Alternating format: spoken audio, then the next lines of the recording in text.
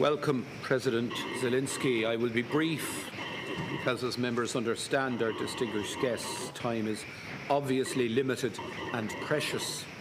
Your Excellency, President Zelenskyy, Irish parliamentary colleagues, members of the diplomatic community, Ukrainian allies and friends joining us online this morning, we are here in the seat of Irish democracy to hear from a friend and ally whose people, whose country and whose democratic institutions are under monstrous, bloody and vicious attack. My vita jemo siu możliwość spersha host puch uiti potucini viklichi zia chemist sta kietsa vashanazia Presidente Zelenskyy. I yaraza yaza pushu vazel stupidi pered nasho u parlamentis cuspelu tuta Irlandes kimnarodom. Presidente.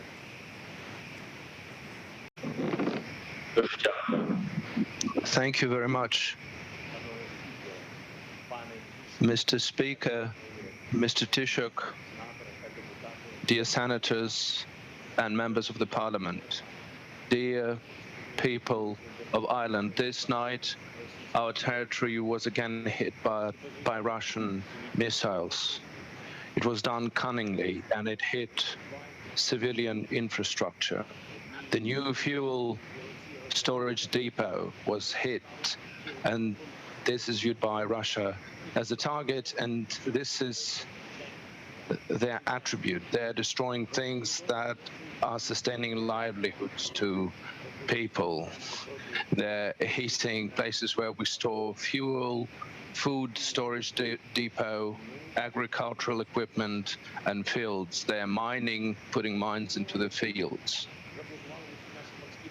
They also have blocked all of our seaports, together with the vessels that had already agricultural cargoes for export. Why are they doing this? Because for them, hunger is also a weapon against us, ordinary people, as an instrument of domination.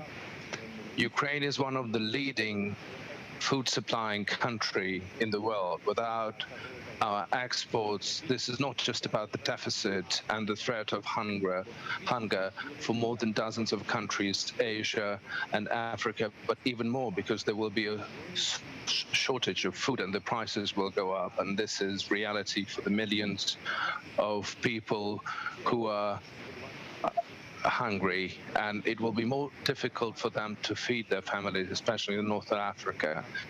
They are undermining our seed time, they're destroying our infrastructure, and they're deliberately provoking the food crisis. And what will happen as the result of this crisis? At least there will be political turbulence, and as maximum the binges of violence and new refugees who will be looking for saving their lives. Russia is using this hunger weapon. The worst thing is the city of Mariupol. There's 500,000 inhabitant city was put under siege, and they have blocked the access from the soil, from the sea. They are blocking the humanitarian cargo. They are not allowing anything to come through, neither water nor medication. While it was snowing, people could melt the snow to get water. Now they don't have even that. So they are bombing 24/7, airstrikes, bombings in Mariupol. There is no single house left intact in a 500,000 city. None. The dead and killed was simply buried in the yards of the condominiums.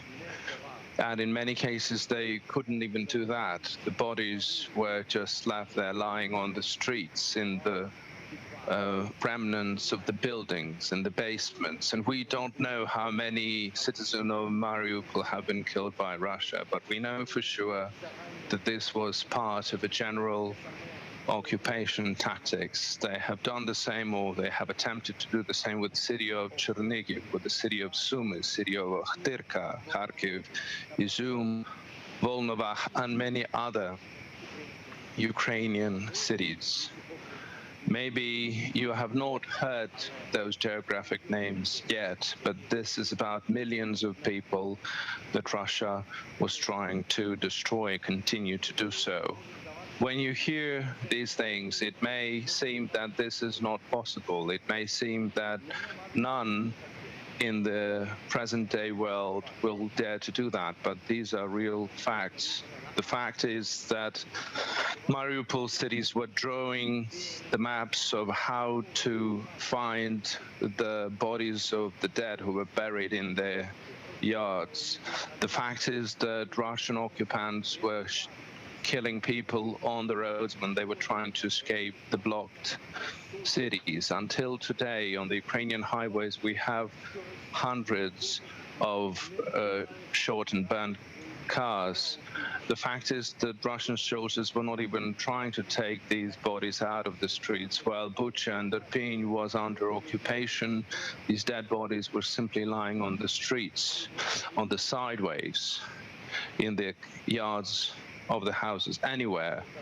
The fact is that in the 42 days of the all-out Russian war, at least 167 children were killed in Ukraine. We don't know yet all the atrocities of Mariupol and the victims in other areas of Ukraine where the fighting is still going on. The fact is that as a result of Russian shelling, 927 educational institutions were damaged, 258 hospitals. They even shot at 78 ambulances. They were targeting even churches and shelters that they knew for sure that there is nobody but women and children, and this is a fact. The country which is doing this doesn't deserve to be in the circle of the civilized countries. It should be held responsible for everything they have done in the Ukrainian soil. They have come to Ukraine as a colonizing army. Their state propagandists and their politicians are not even concealing what they want. In the 21st century, they are looking at their country as a colonial empire who allegedly has the right to subdue neighboring people and destroy the foundations of their independent life, destroy their identity, everything that makes us Ukrainians. Russian soldiers deliberately were looking for and killing teachers in the occupied districts. They are abducting local government leaders and they're killing community leaders. Together with the Russian army, there were special groups coming in who were trying to destroy any political opposition. Now, when we're hearing new rhetoric about the sanctions against Russian opposition, I can't tolerate any indecisiveness after everything that we have gone through in Ukraine, after everything that Russian troops have done. Today, when the whole world knows about the crimes against our people, we still have to convince even some of the European companies to abandon Russian market. We still have to convince Russian foreign politicians that we need to cut any ties of global banks, of Russian banks with the global financial system. We still have to convince Europe that Russian oil cannot feed Russian military machinery with new sources of funding. Ladies and gentlemen, the people of Ireland, since the very first days you are supporting good, you are supporting Ukraine, and this is a fact. You did not doubt starting helping us. You began doing this right away. And although you are a neutral country, you have not remained neutral to the disaster and to the mishaps that Russia has brought to Ukraine. I'm grateful to you to every citizen of Ireland. Thank you for supporting sanctions against Russia.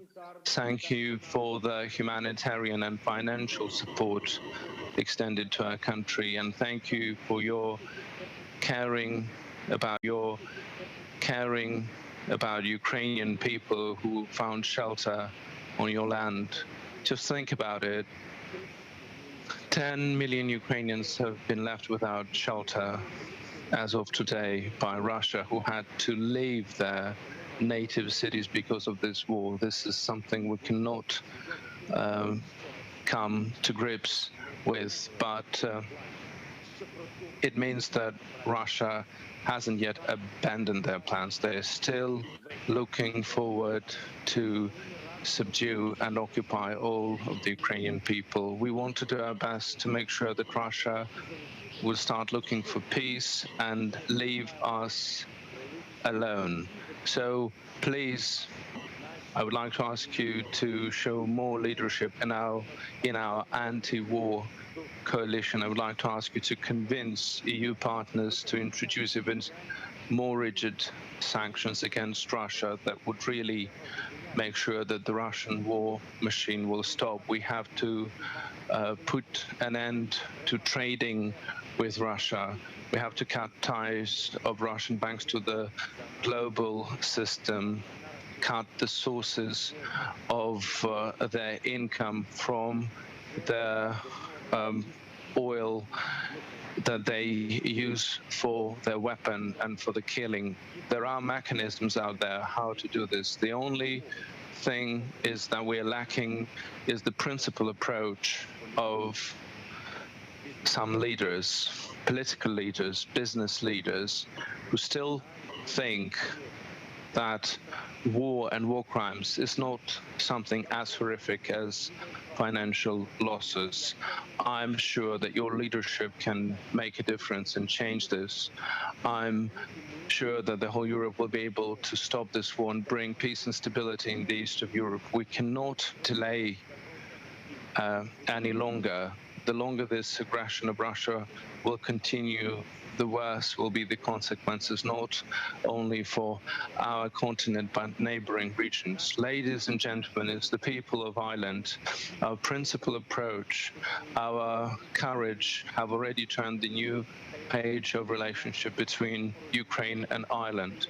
Our mutual understanding and mutual respect is already at a level where it becomes only the question of time for us to start living in our common European home.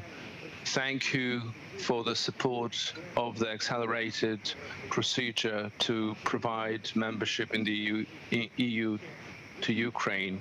With your support, it will be even faster and beneficial to both nations. And we need to start thinking about the restoration of our country after the war. We are inviting leading countries of the world to participate in rebuilding and restoring of Ukraine. Of course, Ireland is always welcome to do so.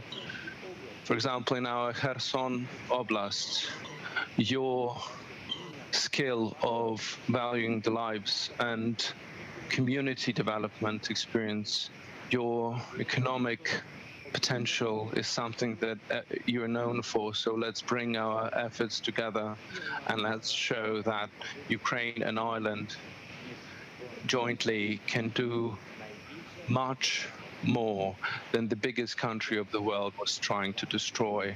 I'm grateful to Ireland. Slava Ukraini.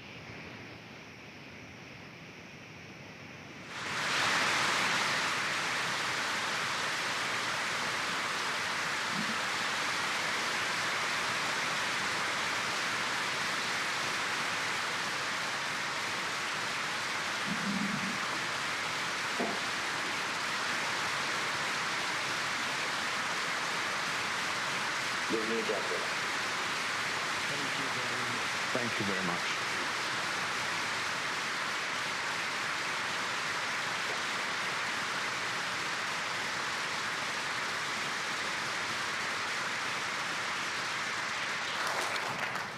Excellency President Zelenskyy, thank you for your strong and inspiring words to us this morning.